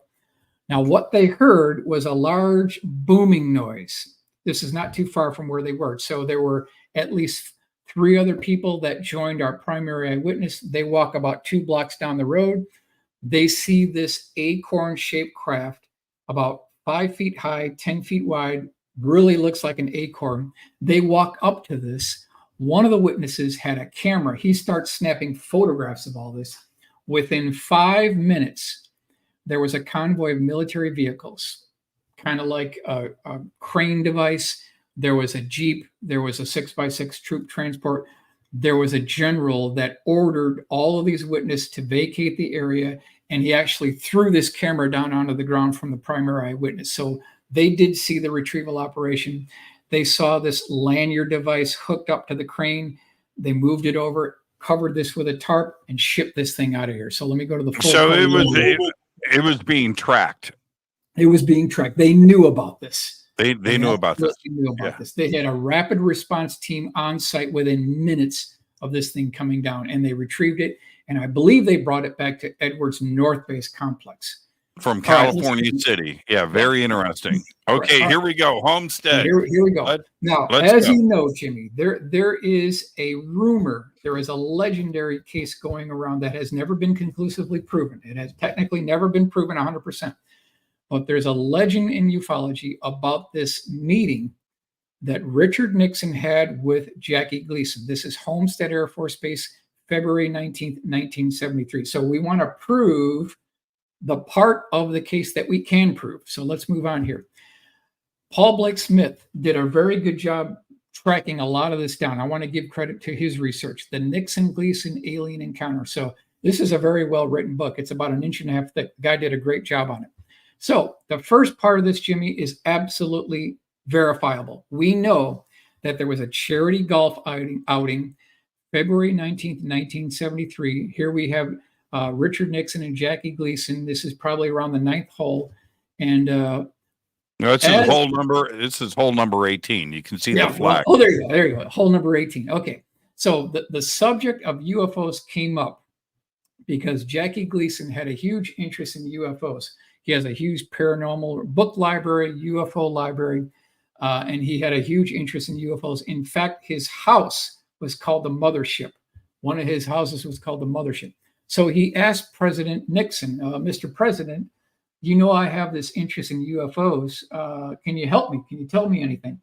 So the president allegedly turns to Jackie Gleason and says, well, Jackie, if you'll be available later this evening, I might be able to help you with this. So let's go on to the next slide. So it's around 11:30 p.m. at night. There's a knock on the door. Car opens up, and it's the president. He, not with a Secret Service, he drove his own car to Jackie Gleason's house, and he says, well, Jackie, you know what we were talking about over at the golf green earlier today? He said, yes. Well, why don't you come follow me? So he drives him to Homestead Air Force Base. They're stopped by the security guard. The guard notices it is the president. He waves him through. They go to this, what appears to be a hangar complex. And in this hangar complex, Jimmy, there are 6 vintage Coke freezers with what look like the mangled remains of burnt childlike ET corpses under glass. Off to the right, he said that there were what looked like blue colored bins with ET debris or hardware. So not only did he see the bodies, but he saw the hardware as well. And Jackie Gleason is just shocked. He couldn't believe what he's seen. So let me go to the next slide here. And these are the vintage Coke freezers that he was looking inside where they had the bodies in preservation.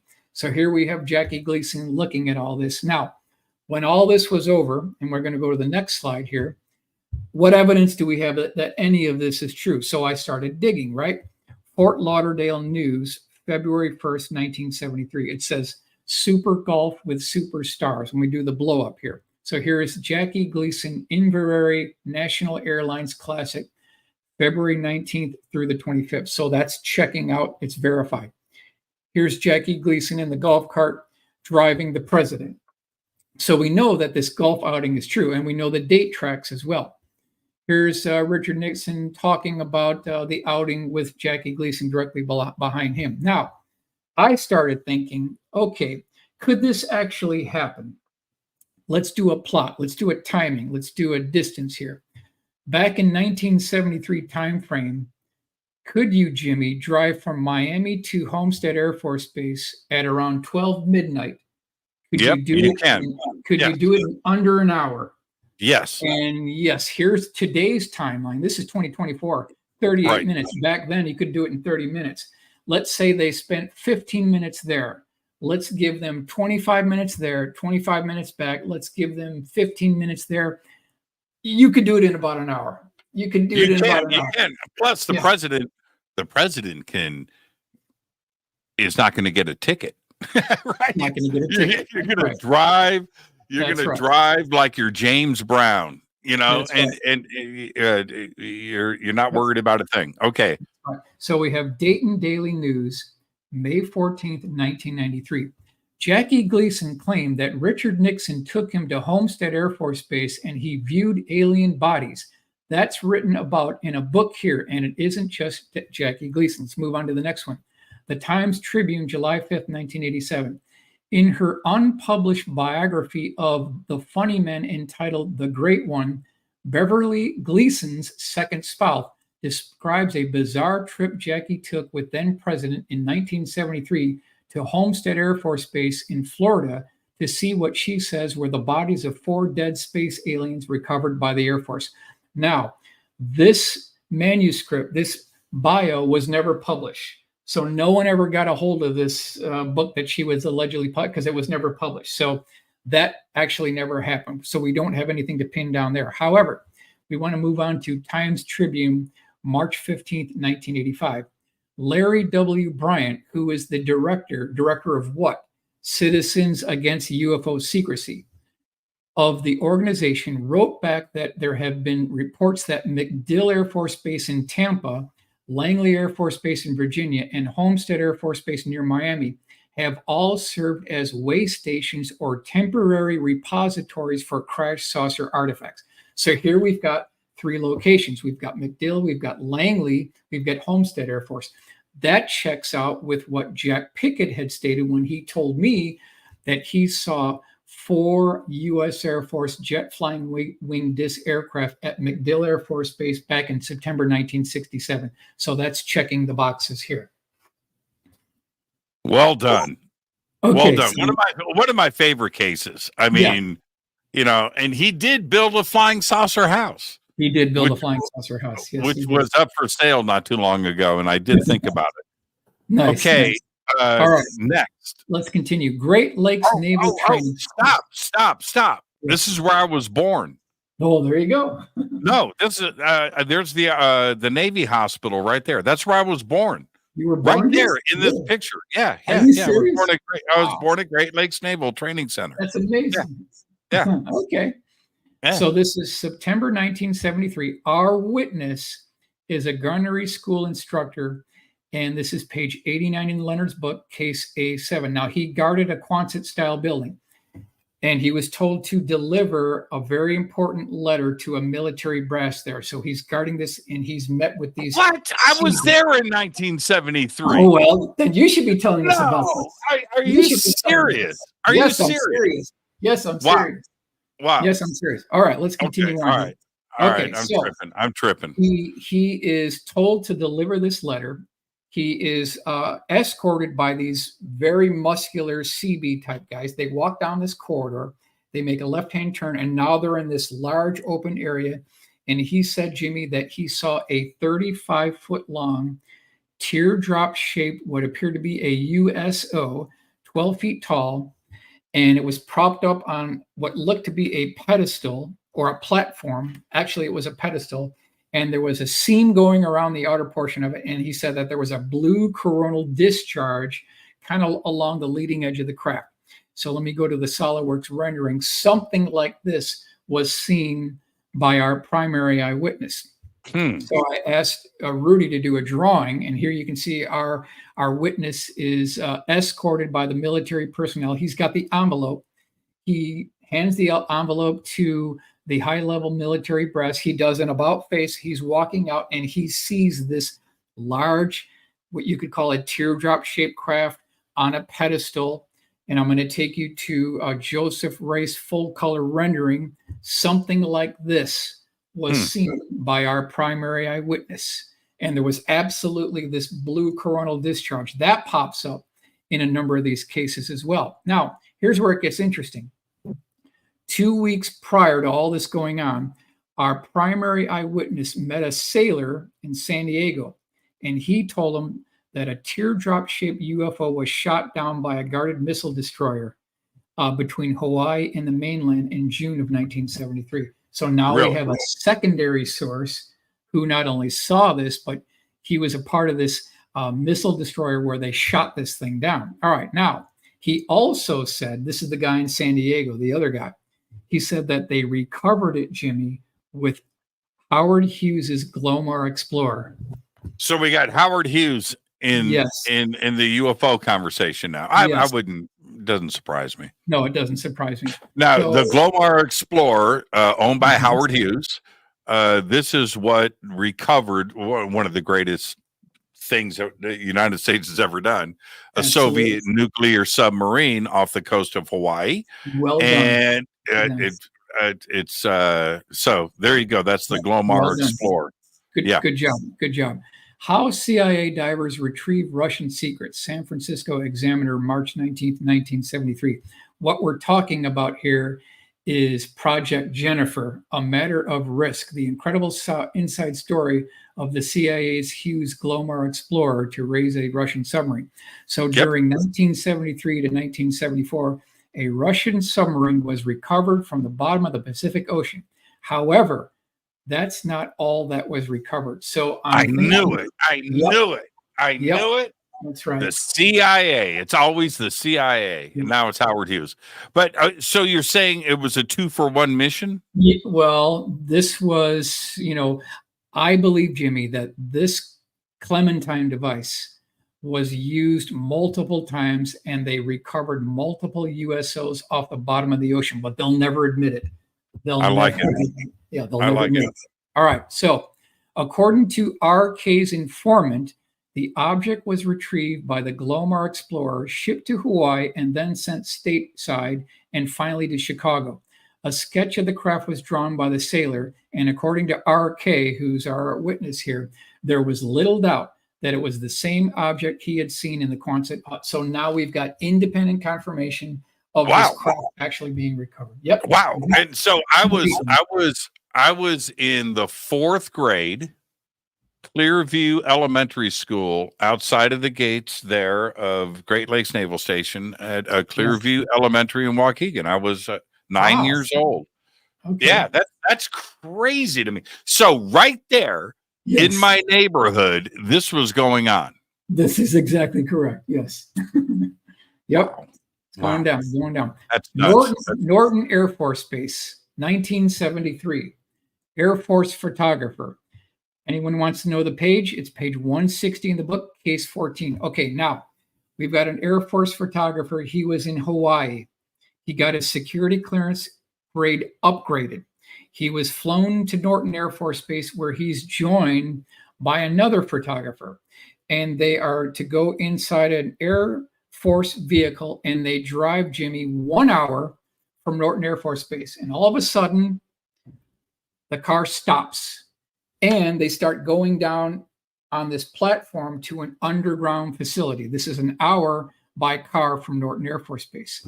When they get to the bottom, they're now inside this large underground facility, and they are told to disrobe nude and don these white lab coat technicians' medical smocks that you see in clean rooms. So now they're in these clean room smocks, and there's a crane there. There's a 30-foot diameter dish-shaped craft, and their job was to photograph the interior components of this dish-shaped craft. Now, I want to mention again. Wait. Okay, so 1 hour from Norton. Yes. That could be just about anything, including my house. Where's Norton located? Well, that's in San Bernardino, California. It'd be hard to get to your place in an hour, but I guess you went fast. You might. San Bernardino, from here, 138 to the 15. You're there in an hour. Okay, well, that's probably, it might have been somewhere near there. But what I'm saying, 1 hour around Norton, that could be just about anything. Yeah, that's true. So they are lifted in a cherry picker inside the interior dome of inside the hatch of this thing. And remember, I'm going to say this one more time. This thing is 30 feet in diameter. When he got inside, Jimmy, his exact quote was, quote, "I could have thrown a football as hard as I could and not hit the other side." Now, how do you explain that? This is not the first time we've heard this. Yeah, this is not the first time we've heard this. There was something going on within the interior, like a space-time continuum, a time warp, some type of visual aberration. Something goes on within this. Yeah, you're right. This has happened at least 3 other times within these cases where the interior of the craft, appears to be 10 times larger than the exterior. Right. You know? So he's looking at all this and he's taking photographs. So if you look at the upper and large view that Rudy did, and there were other people in there as well, he's taking photographs of all the display panels and everything.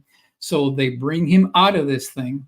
They're told to go to another room inside this underground facility and photograph the autopsy of 3 ET bodies. So not only did he see the craft, but he saw the bodies as well. So this was very interesting. Let's go to the next one. Here's the full color rendering of what this craft may have looked like. Now, this could have been an overhead crane, but within this underground facility. What I want to do now, we'll do a blow up here. Here's the blow up of the craft. And now I want to take you, Jimmy, inside the craft. And now we can see the inside here. You could throw a football inside here now. Yeah, you could definitely throw a football in here without a doubt. Okay, so let's go to the autopsy now. And now we're in the autopsy. And so this was all photographed. This is all documented. So somewhere, if senators and congressmen in congressional hearings, if they could get access to these photographs, it's all there. It's been documented. Two Air Force photographers got photographs of all of this. Absolutely. So let's think about this. Is there anything to document or prove that we have these underground facilities? So, of course, I started digging, right? Los Angeles Times, June 11th, 1972. Tube shuttle using electromagnetic suspension. LA to New York in half an hour. 10,000 mile an hour tunnel train plan developed. This is back in 1972. They were talking about this stuff. In this blow up here, I'll do the blow up. You've got the vacuum pumps, you've got the emergency bumpers, you've got the lateral coils. In the article, it talks about the inner workings of how this tube shuttle system workings. So, Jimmy, I didn't want to just stop there. I wanted to do some further digging. I wanted to see if I can dig up some more evidence of these deep underground military bases. So I came across this document, Project RAN, Proceedings of the Second Protective Construction Symposium, March 24th, 25th, 26th, 1959, by the RAND Corporation. Here's what they say, Jimmy. Just as airplanes, ships, and automobiles have given man mastery of the surface of the earth, tunnel boring machines and shaft sinkers will give him access to the subterranean world. It is our aim to provide machines which will supply the ever-increasing demand in mining and construction of underground facilities. So they're telling us in their own documents that they're doing this back in 1959. Yeah, you know, RAND Corporation, out of all, to me, they're one of the spookiest companies in the world. And just by think tank organization. RAND is it's freakish. It's freakish. Okay. Let's I'm looking at the clock. Let's continue here, but I do want to get to the Challenger astronaut, and I want to get to the 1989 Flying Triangle crash. Oh, so okay. I want to get those in. We'll continue by numerical date here. Actionable item. Senators and congressmen with the appropriate security clearances should locate this facility, find out what's stored there, and what other underground installations this may be connected to. So again, here's this problem again. How can they get access to it if they don't have the high enough security clearance? That's this brick wall we're running into. Now, McClellan Air Force Base, California, 1973. This is Criff Coffee via test pilot, later astronaut Ellison Onizuka, page 153, case 3. Now I'm going to go over this case. Here is Ellison Onizuka. He was a test pilot before he became an astronaut. That's something we want to pin down. He was a test pilot before he ever became an astronaut. He's at McClellan Air Force Base, 1973. And he said that he was told to go into a briefing room with probably 10 other pilots. The lights go down. They have a film projector in the background. There is an Air Force general near the projector. He turns this thing on, and projected in the forward wall is this about 5 to 6 minute film clip that depicts 3 ET corpses on concrete slabs. And if you look to the left here, this is Ellison Onizuka looking back at our viewer here. And he actually said, "Oh my God!" He was thinking that in his mind. "Oh my God, I can't believe this." So this again, this is a credible astronaut, a credible test pilot. Here's my full color rendering just to give you an idea. So what they were doing, Jimmy, we believe this because this movie film clip has been, trotted around different Air Force bases as a trial balloon to test the reactions of our best and brightest pilots. They want to see, can they handle this new reality? Now, their thinking is that if our best and brightest test pilots, if they can't handle it, how much more so can the general public not handle it? So again, this might have been a trial balloon here. Also want to mention this is Open Minds. Witness says that top secret UFO library existed at McClellan Air Force Base. David Armstrong claims his aunt used to work for a top secret UFO records library at McClellan Air Force Base. In his 20s, Armstrong went to visit her, and knowing he had an interest in the subject, Armstrong says his aunt let him take a look at the files. So there were documents there. There were multiple photographs there, files there. So this was another one of these repositories where they kept this information. Now, here's where it gets interesting. There was a meeting set up between Ellison Onizuka, pilot and astronaut, with Leonard Stringfield. They had this thing all set up. It was all arranged, all ready to go. They had the date set up. Unfortunately, Jimmy, 2 weeks prior to this appointment, Ellison Onizuka died in the Challenger explosion. So we were within 2 weeks of getting his testimony, but we didn't get it. So I do not think this astronaut is lying to us whatsoever. I do not think so.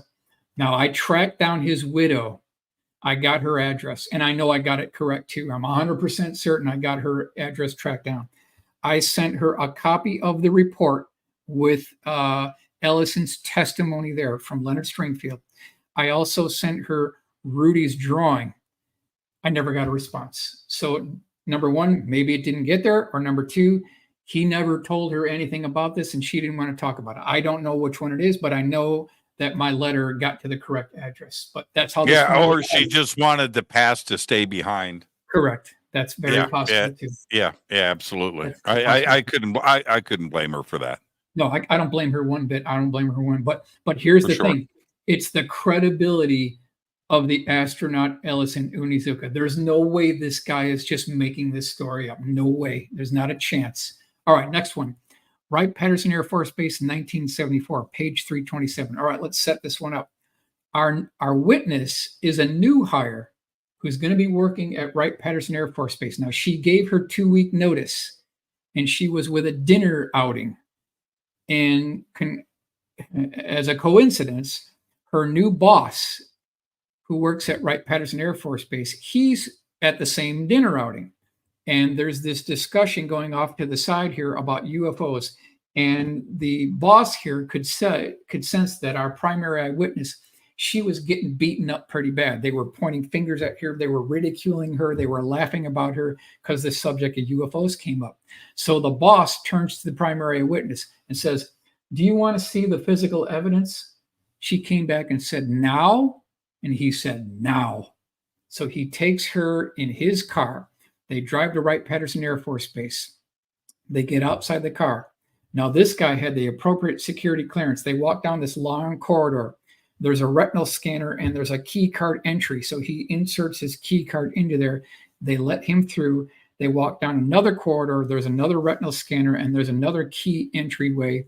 They're now inside an underground morgue at Wright-Patterson Air Force Base. He pulls open one of these cabinets, Jimmy, and there's this 3.5 to 4 foot tall ET corpse, half zippered up in a body bag. And she's looking over this thing. Her entire worldview was shattered in less than 1 second. She could not believe what she's seeing here. Now I want to take you to the full color rendering here. And this is our witness looking at this ET corpse. Now, when he drove her home that night, she was absolutely paralyzed by fear, by what she saw. Her whole world passed before her. Now, here's how this case wrapped up. When the 2 weeks was over and she reported for work at Wright-Patterson Air Force Base, The office manager told her that her boss mysteriously died, and there was no mention of him in the local obituaries. They unalived this guy. There was no mention of this guy whatsoever in the obituary. He was nowhere to be found. So this guy, was a done deal for him because of what he showed her. So that's how this one ended. But absolutely incredible case. All right. I think we can do one more here. Koyame incident, Noe Torres and Rubin. I want to give these two gentlemen all the credit in the world for tracking down this whole case. They wrote a whole book on this. This is August 24th, 1974. So we have a Cessna 172 that's flying southbound from Central Texas. They tracked a dish-shaped craft about 25 feet in diameter at about 75,000 feet altitude that dropped down, was going very fast. And you can see here, as this was a in-flight interaction, there was a mid-air collision. This is the location of where all this went down. An unknown object was tracked going 2,530 miles an hour at an altitude of 75,000 feet, heading northbound. The Cessna 712 was heading southbound. There was a mid-air collision. All the debris rained down here.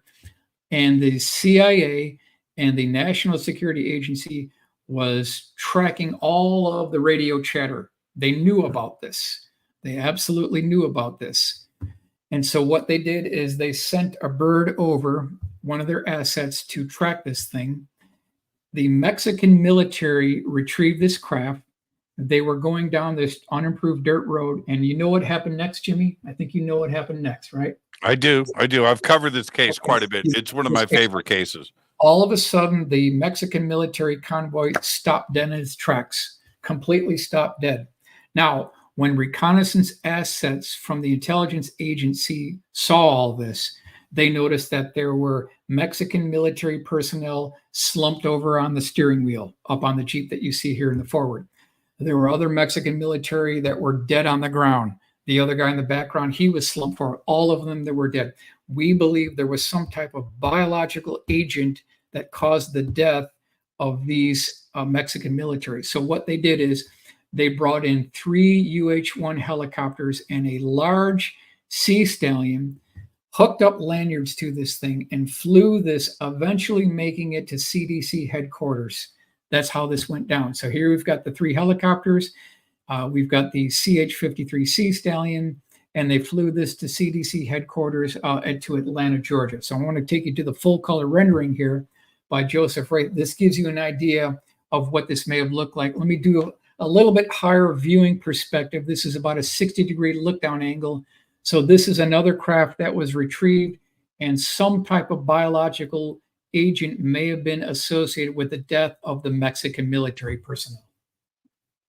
Yeah, and the Sea Stallion can do in-flight refueling, so it could go straight to CDC and never touch the ground.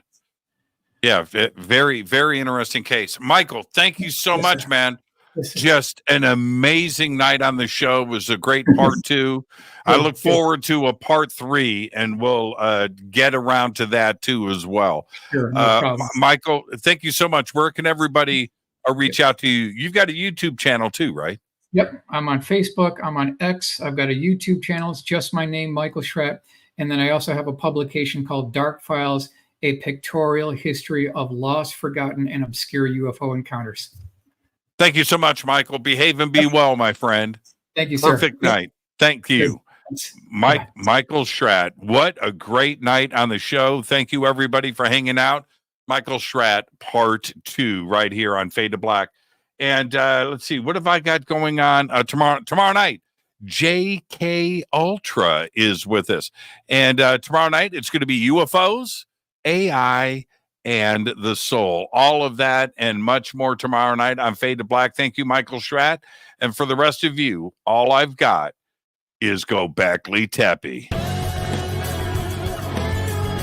Fade to Black is produced by Hilton J. Palm, Renee Newman, and Michelle Freed. Special thanks to Bill, John, Dex, Jessica, Dennis, and Kevin. Webmaster is Drew the Geek. Music by Doug Aldrich. Intro, Space Boy. Fade to Black is produced by KJCR for the Game Changer Network. This broadcast is owned and copyrighted 2024 by Fade to Black and the Game Changer Network, Inc. It cannot be rebroadcast, downloaded, copied, or used anywhere in the known universe without written permission from Fade to Black or the Game Changer Network. I'm your host, Jimmy Church. Go back, Lee Tappy.